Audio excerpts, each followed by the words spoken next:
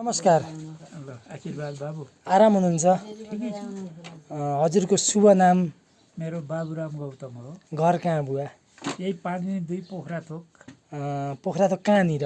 Can कुवा भन्छ। Can कुवा बाबुराम बुवा भन्ने हजुरलाई हो। यो जागिर र तनखाको विषयमा हजुरले थोरै बताइदिनु पर्यो। मैले सुरुदेखि अन्तिमसम्म हजुरले के गर्नुभयो जीवनमा? 39 वर्षसम्म मैले सेवा गरेँ। हजुर। गर्दाखेरिमा चाहिँ अब अर्काको अधीनमा रहनु पर्ने रहेछ। हो।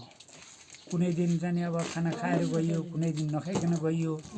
समयमा पुग्न पर्यो। हजुर। समयमा यदि पुग्न सकिएन भने सधैँ त त्यस्तो भएन होला। कुनै दिन चाहिँ आएर चाहिँ अब रातो लगाइदिने, रेस्टुरेन्टमा रातो लगाइदिने, त्यहाँदेखिको काट्ने चाहिँ अब पारिश्रमिक त्यहाँदेखिको काट्ने, त्यस्तोसम्म पनि कोही ठाउँमा भयो। त्यसो गर्दाखेरिमा चाहिँ नि 38-39 वर्षसम्म सर्भिस गरियो मेरो पाखुरामा। तातो खुन, जोसिलो जाँगर त्यस्तो छन् नि। उतै जाने अब गइयो, घुमियो।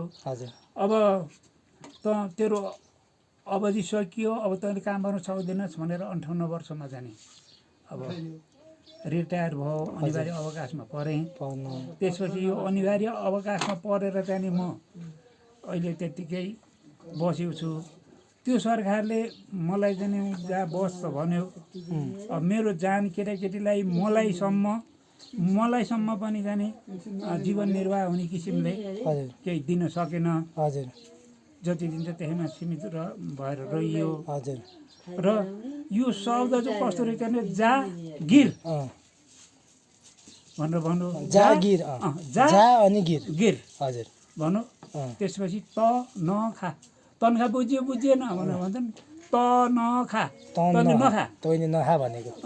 त्यसपछि तैँले यो जागिर पनि नगर भनेर भनेको होला जस्तो लाग्छ मलाई चाहिँ। जागिर हजुर। त जा, त्यसपछि गिर। त जा अनि गिर त नखा, तैँले नखा भनेको। यसको अर्थ हजुरको विचारमा त्यो लाग्यो। हजुर